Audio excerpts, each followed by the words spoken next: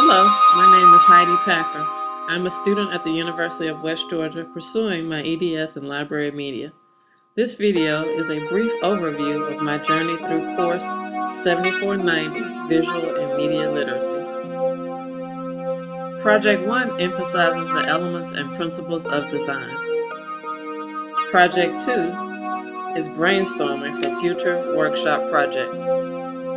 Project 3 discusses digital, media, and storytelling.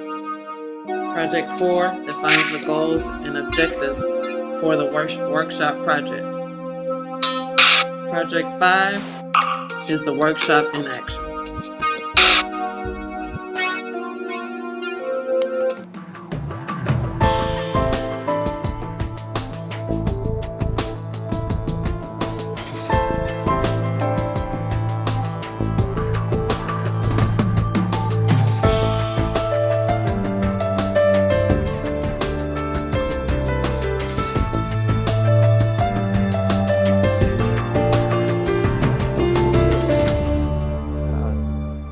Over into some sort of artistic, which means sort of therapeutic or fun thing.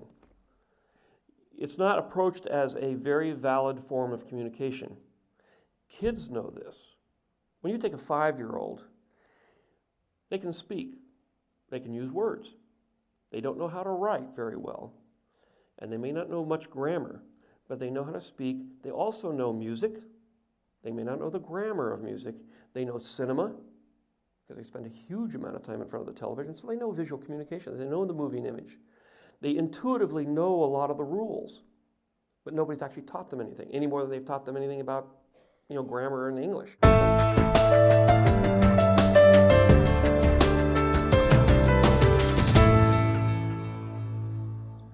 I think it should be renamed communication. It's a communication class. And you learn the English language, you learn how to write, you learn grammar, but you also learn graphics. Take graphics out of the art department. Take cinema and put it into the schools. Take music out of the music department.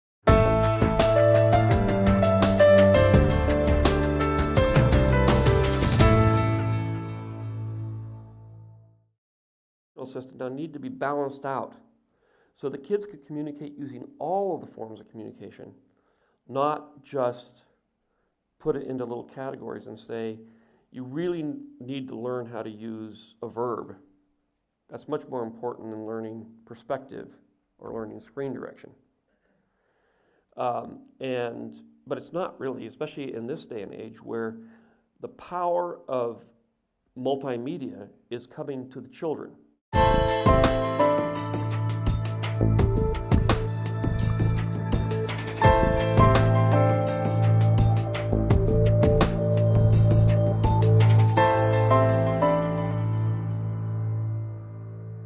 If you really want to just learn how to communicate and what is the basic grammar of communicating, then that should be taught basically in the communications class. And it shouldn't be taught as some esoteric arty thing. It should be taught as a very practical tool that you use to sell and influence people and to get your point across and to communicate to other people.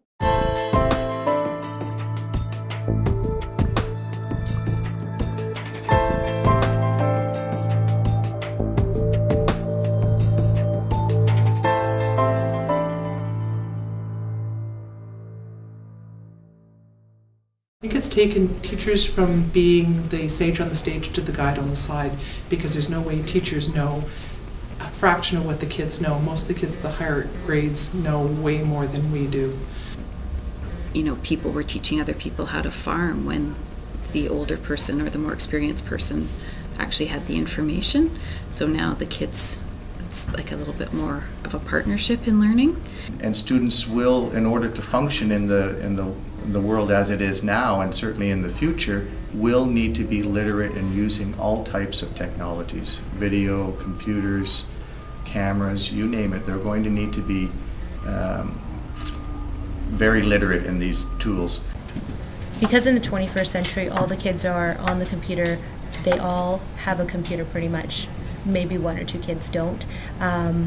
They're watching TV. They're not outside active as much as they used to be back in the day. So now, because part of their lifestyle is being on a computer, watching TV, all this, we need to incorporate this in schools. So I think that there's a different way of thinking. Kids have just so much information all the time, and they don't really sit with the information, or they don't think critically about it or take it a step deeper. I think as teachers we're always concerned about the welfare. Sometimes I wonder what this is doing to their emotional health. In terms of, media, there's so many different ways for them to receive all this information. Driving in a car down the road, they see ads, they see pictures, they see all these different kinds of things on the internet and magazines that they're reading, and even in the books that they're reading at their age level, there's so many different messages that I just hope that we can really be aware of the different ways that they're receiving information, and to teach them how to evaluate and use those pieces of information. Well, teachers must be really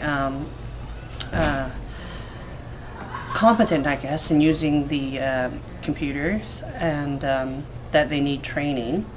The people that are coming into education now as educators are, in their 20s. So now we're seeing a whole new generation of kids that have grown up online. They've grown up with the technology. And so they come into, as an administrator, they come into a workplace, and they're going to want the technology to use as an educator. To understand what they're going to be needing to do in the work world. Like PowerPoint it's used so frequently, so they need to be very comfortable with using these kinds of media. They're helpful tools, but they also take away from important elements of our lives. I think as technology grows, it invades into our private life. No, I think that literacy is the same, and you're teaching the same strategies and skills no matter what you're using. I think that it needs to maybe add a little bit to it when it comes to adding technology and ways of using websites and using computers and media. With, the evolving of new technology, that needs to be another strand of our literacy component. Literacy, I think, has a very narrow focus for most people. Most people think of it in terms of text, and it's beyond that, because there's technology literacy. There's also outdoor literacy as well. Yes, absolutely. And that's why I referred to earlier, like the multiple literacies, and I don't know what it would be called. I mean, that would be an interesting conversation in itself, but absolutely it's so much more broader than when I was going to school, when I thought of paper and pencil and print.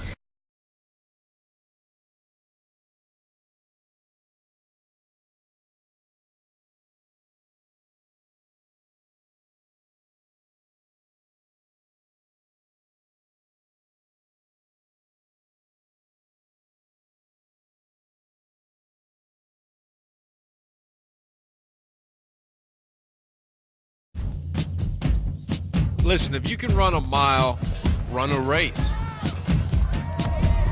You know what? Run a marathon. Outrun a movie star.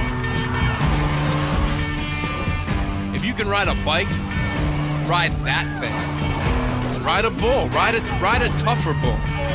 Let's watch this. What kind of bull is that? If you can move your hips, if you can dance, move your legs, move your feet, move the ball. Is that PK? Score the goal. Yeah, that is PK. You like to fight? Well, pick on someone your own size. Pick on someone twice your size. Pick on him. That's not good. Oh, lesson learned. If you can play table tennis, serve like that. Beat the champ. Beat her mentor. Come on, you got this. Quiet, please. Beat Serena. Thank you. If you can beat your friend one-on-one, beat him. Steal it. Take it. Sorry, girls. Now, take your talents to the streets. Beat the street court legend. That's good. Beat that guy. Hold on. We've been waiting for this.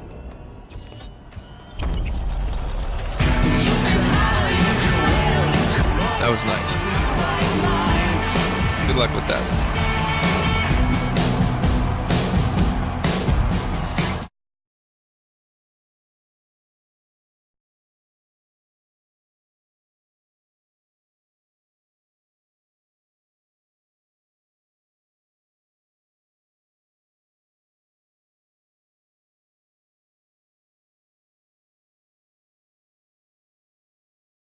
Hi, welcome to McDonald's. How can I help you? 2 hash browns and a small coffee. You know what, for your payment today, do you have your cell phone with you? Yeah. Dial up your mom, tell her you love her. Excuse me? Hey, Mom. Just wanted to let you know that I love you. Te quiero mucho. How about you just tell me how much it is? That is how much it is. Boom! Your payment today will be telling me what you love about your son. I love His compassion for other people. The total says that she has to dance right now. Oh yeah. Oh yeah. Yeah. That strawberry sundae's waiting on you. For strawberry sundae. You paid with love, and that's all we need. Your total is one big family hug.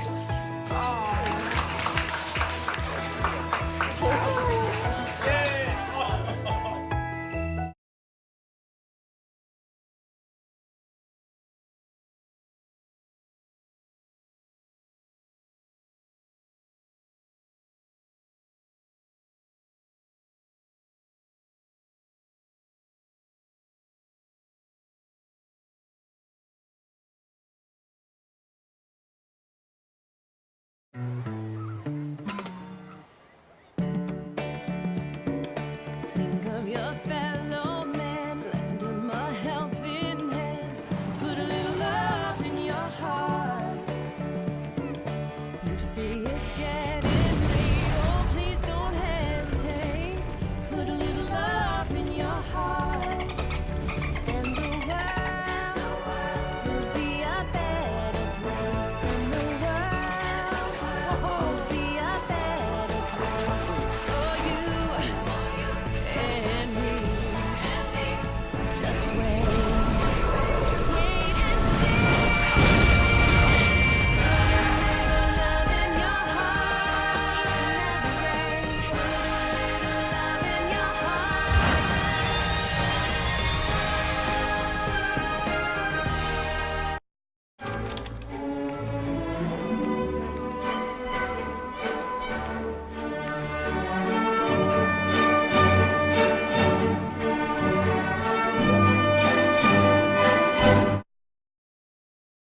When I was thinking about that, I still went back to that literacy means the basic, being able to work with words and numbers. Listening, speaking, reading, writing, but I'd also throw in there critical literacy and visual literacies.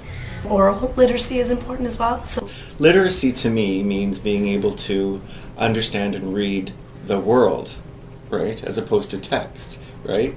You know, being able to read information in textbooks, to be able to understand it, to be able to synthesize that information, but as well be able to understand and operate, computer programs, the different ways that we research information. I think that students need to be more literate in terms of visual media and that isn't words, symbols and signs and graphs and all that kind of stuff. The whole other question of social literacy. The successful students are the ones that are socially intelligent and that are emotionally intelligent. So there's that whole thing. How do you read people? How do you read relationships? How do you, your ability to connect with people? There's also outdoor literacy as well. That if you think of way back when the First Nations had a really keen sense, they knew when they were. In Project 1, learning about the visual elements and principles of design helped me to think about media differently. And Project 2 helped me to brainstorm and use new tools for mind mapping, which helped me to organize my thoughts and focus on the goals and objectives of the workshop. Project 3 helped me to understand the power of digital storytelling and creation of media. We live in a world where we are bombarded with media, and these projects help me to make sense of it all. Project 4 helped me to formalize the goals and objectives for my workshop. It also gave me the idea to use videos from popular culture to show workshop participants the influence media has on its audience with regards to sending messages and selling products. Project 5, the workshop, helped me to understand how to put together a workshop, and I also used the videos from popular culture to show participants the power media has. The Nike video shows how media can sell products, and the Coke video shows how media can tug on your heartstrings. The McDonald's video shows how media can evoke compassion and can help sell products.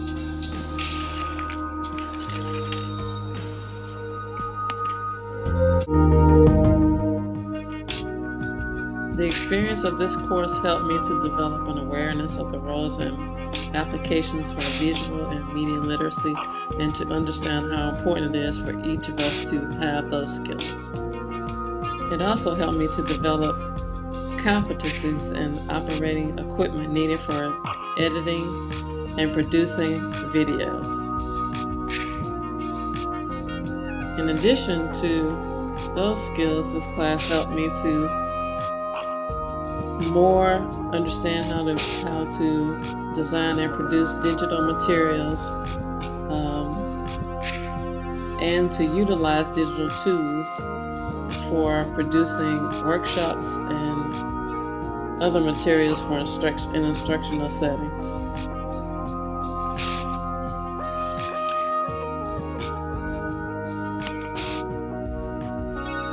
I hope you enjoyed my video. As you can see, I've learned a lot from this course, and I will take these skills with me as I go on in my career as a media specialist.